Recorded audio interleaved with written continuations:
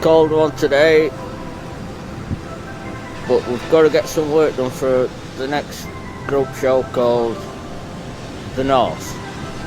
So we've come out. I was in the mood anyway for painting. Yes, it's better than yesterday. It was foot deep in snow yesterday, so we're a lot better off. We've set up now, prepared panel last night, and we're just weighing up how to find a bit of colour on such a grey day. So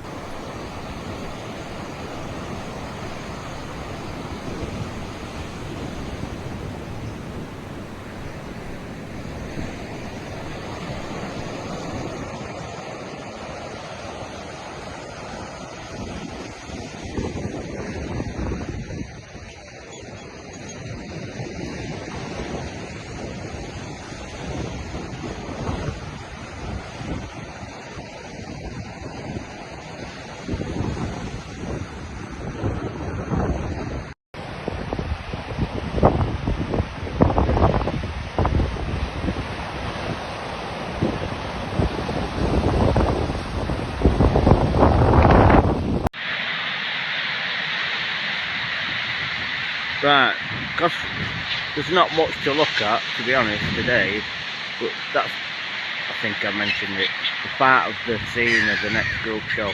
Dan's there feeding seagulls to try and get a bit of interest, so we can get back to warm to the studio in about an hour or so, and try and capture one of these guys and superimpose it somehow into the composition somewhere. Maybe it'll go in bin. I don't know. It's just been that cold and grey today that it's futile, really. But we've had a go. What are you saying, Diane? She's feeding some old pizzas from last night. That's all, bits of scraps. So we're not littering. They'll all be gobbled up. They'll all be gone. So yeah, I've tried to focus on one section there, look like that one in the centre. I hope you don't come and bite my phone out to me hands with one of these big guys. Well, they're only babies. So next shots will be blocking in this dark seaweed that collected in its storm last night, and then wrapping up, cleaning brushes, back to the studio and try and put a seagull in. It's only an on-site sketch, added to the notes we've made in the sketchbooks and all the video footage and the little still shots of the seagulls and everything. So we've not had a great day really, but we've made a few contacts and everything. Can't hear you there, so I'm going to sign off until we get back to base for now. And we'll try and finish it off from notes and things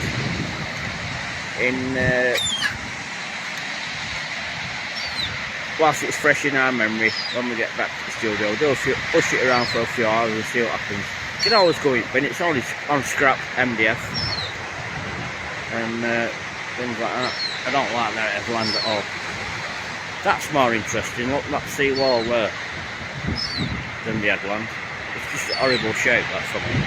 Right, signing off. Okay, back at the studio, in warmer environment now.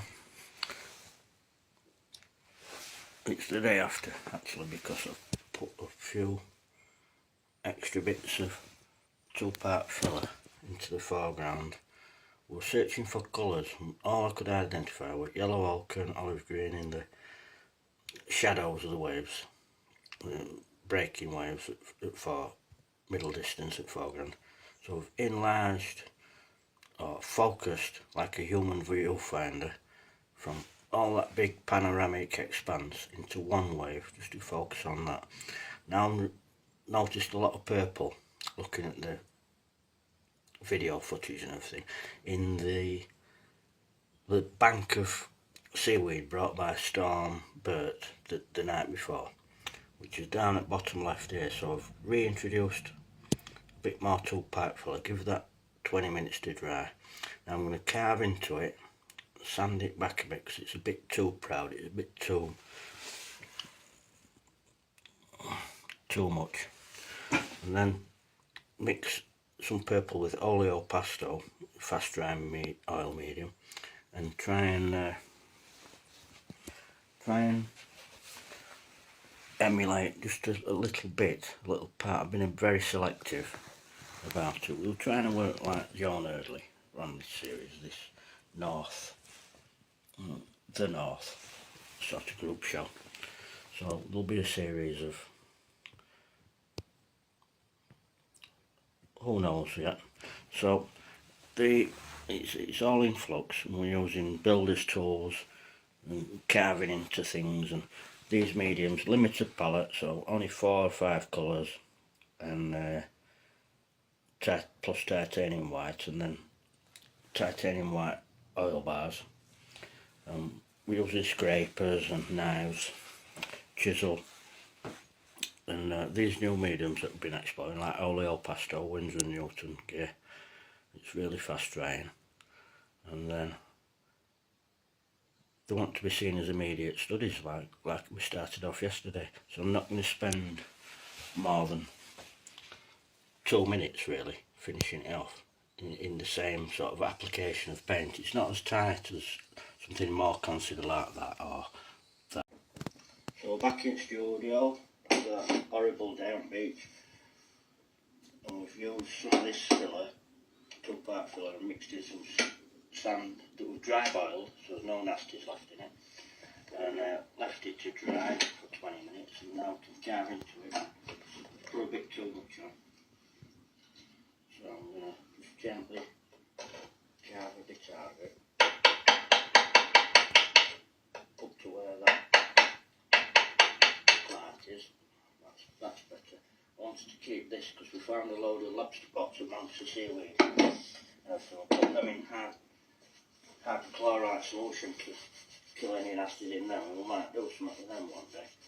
So now it's oleo pasto, oil medium, and I'm just going to mix a warm purple brown with kind of the purple, well, it's a brown madder, it's an artist quality medium, just with the oleo pasto that's all really fast drying, and then a bit of brown to darken it off a bit.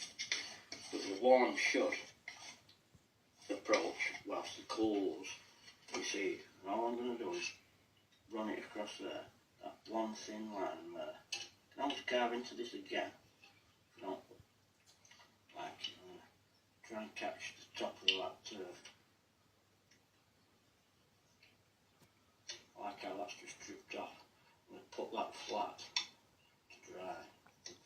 And then using the dry brush technique, come across that. So it's hit and miss, lost and found.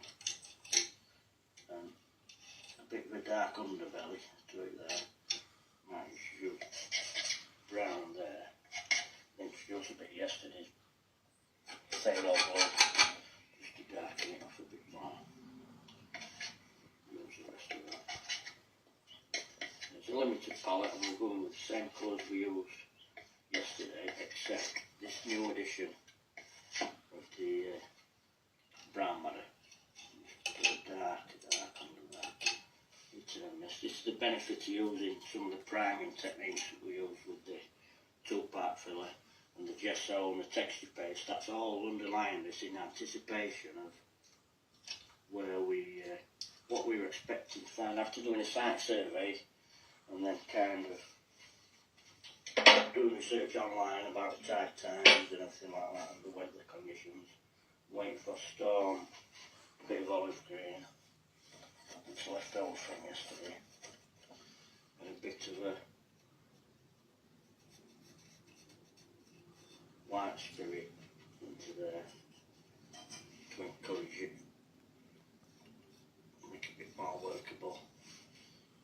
These guidelines, these faint pencil guidelines that we put in with the straight edge, when we were preparing the panel, and because we used the photograph, I mean, that used to be terrible if that was the result of trying to copy photographs. But to cut a long story short, what we've tried to do is give us all the guide for the horizontals and the verticals, try and focus in as a human viewfinder into this, take a section out of this big panorama, which sort of, including your peripheral vision and everything like that, it was all kind of a quarter of a mile or half a mile long. So we've tried focusing on one of these squares and focus on one breaking wave. To do, in those conditions, to do that whole panorama in one session on site, in those conditions, it would have not only, it would have been problematic, yeah, but it would have been just absolutely impossible. So this little reference point here, this cross, was made on site as a reference point up to where I wanted to see when I got. Right, so about as rough as you get, that was. A different response to each individual subject. That's what we're trying to cultivate. Learning each time we go out, including how to do a YouTube video, so that's one of our first goals at it. Editing everything and things. We've a lot to learn about that side of things, but we've had a go. So it's about the sense of place. It's more painterly than abstract. And it's also about knowing when to stop. So I hope we got something of that across about how workers, painters such as Joan Eardley can make something really rough that still makes sense, and how it plays off with tight professional framing at the end of the day. And there's a sense that it means something to us, at the same time as being a learning curve for us all. So next time we'll try and do one in the studio. We've got all our tools around us and it's a bit warmer and there's less background noise with the wind and everything. So thank you for watching. Till next time.